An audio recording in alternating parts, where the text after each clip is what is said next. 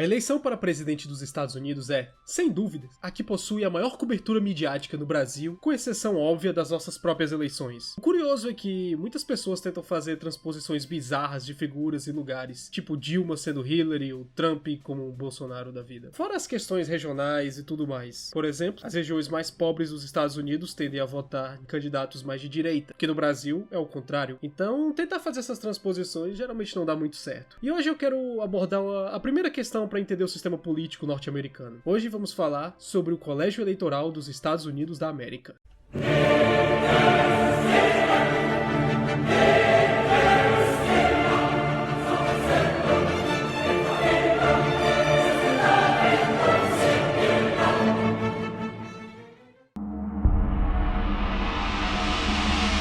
O presidente dos Estados Unidos da América, o cargo mais importante da política americana, não é escolhido por voto direto, mas por um complexo sistema colegiado. Quando os americanos votam para presidente e vice, eles na verdade não estão votando bem diretamente para esses cargos, estão votando para quem serão os eleitores do seu estado. Esses eleitores são coletivamente conhecidos como colégio eleitoral. Na verdade, são essas pessoas que escolhem o presidente dos Estados Unidos. As eleições de 2016 foram particularmente infames pela simultânea ocorrência de 4 eventos até então bastante raros na história dos Estados Unidos. Primeiro, a eleição de um presidente e de um vice que receberam menos votos populares do que seus maiores rivais. Segundo, a ocorrência dos Faithless Electors, os eleitores sem fé, ou seja, eleitores colegiados que votaram em candidatos distintos dos que tinham prometido. Terceiro, alocação dividida de votos colegiados no Maine, que usa o sistema distrital para alocação de eleitores. E quarto, objeções aos votos colegiados em uma sessão conjunta do Congresso para contar os votos. Parece um pouco complicado, não? Vamos voltar um pouco para entendermos como chegamos a essa situação. Durante o processo constituinte dos Estados Unidos, durante e após a Guerra de Independência, diversos métodos para a eleição do presidente foram colocados em discussão. E neles estavam incluídos alguns métodos, como a seleção realizada pelo Congresso, algo um pouco mais similar com o sistema parlamentarista de hoje, uma seleção pelos governadores dos estados, ou pelas legislações estaduais, ou ainda por um grupo especial de membros do Congresso, e até mesmo por voto popular direto. Nenhuma dessas alternativas se provou satisfatória para os delegados da convenção. Isso porque temos de pensar na forma como os Estados Unidos foram criados para começo de conversa. A união dos estados para a formação desse novo país necessitava de duas situações.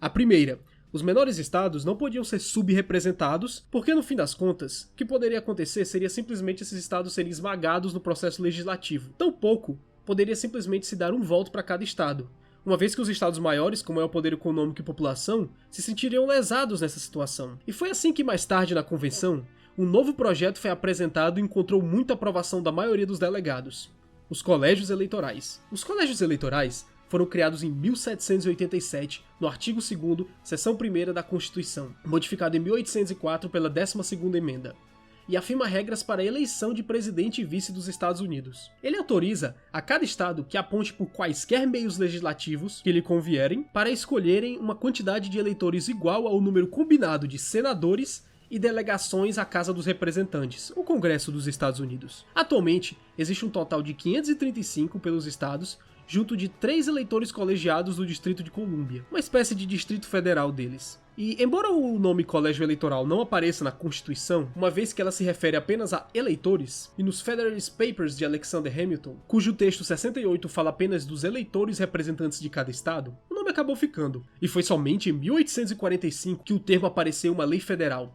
e hoje está presente no título 3 do Código Civil dos Estados Unidos, na seção 4, onde se vê o termo Colégio de Eleitores. E por quase 150 anos, os estados demandaram que os eleitores colegiados fossem escolhidos por votantes populares.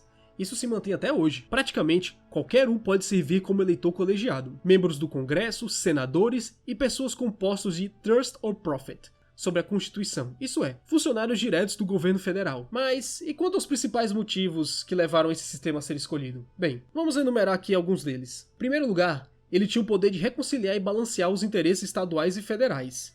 E o fato de que cada estado poderia escolher a melhor forma pela qual escolheria os seus eleitores colegiados, podendo variar de formas mais elitistas até as mais democráticas, como o voto direto, garantiria a relativa autonomia de cada um desses estados, sem imposição de uma regra homogênica por todo o país. O fato de 2 senadores constantes de cada estado contarem para 2 eleitores garantiu que pequenos estados não fossem completamente eclipsados pelos grandes, no que tange ao poder executivo federal. Além disso, contando cada um dos membros do Congresso como um voto de eleitor, também garantiria que os grandes estados não fossem alijados do processo executivo. E além disso, a importância vital da separação dos três poderes, mantendo a eleição dos diferentes corpos de poder como vias distintas, isto é, o Congresso não atuaria diretamente na eleição do presidente. E por fim, a tentativa de deixar o processo eleitoral mais transparente e menos propício a fraudes eleitorais. Um dos grandes problemas da ideia do voto popular na época era que o voto das massas podia ser facilmente fraudado por elites locais, considerando, por exemplo, estados como a Virgínia, gigantescos estados agrários. Pensava-se que a aplicação de voto popular poderia transformar em algo que nós conhecemos bastante aqui durante a nossa Primeira República, ou República Velha. O sistema ditava que a cada 4 anos, nos estados onde os partidos indicam seus candidatos, também são indicados os eleitores. No dia da eleição, os votantes irão colocar um voto único escolhendo seu candidato favorito. Na realidade, estão votando nos eleitores colegiados que prometeram votar nos candidatos para presidente e vice. Em 48 estados e no Distrito de Colômbia, o grupo de eleitores colegiados que recebe o maior número de votos populares leva todos os votos colegiados aos quais esse estado tem direito em um sistema de o vencedor leva tudo. Ou seja, em um estado de 10 eleitores, se você leva 51% dos eleitores, é como se você levasse 10 para o final da conta presidencial. E como se isso não fosse bastante complicado, há 2 estados que usam sistemas distintos, Maine e Nebraska. Neles, o sistema distrital é o preferido. Nesse sistema, os estados elegem 2 eleitores para todo o território e um para cada um de seus distritos congressionais. E, quanto aos eleitores, é sempre esperado que eles votem em quem prometeram, mas não são constitucionalmente obrigados a fazer isso, o que acabou gerando bastante problemas, por exemplo, em 2016. Eles votam para presidente e vice separadamente.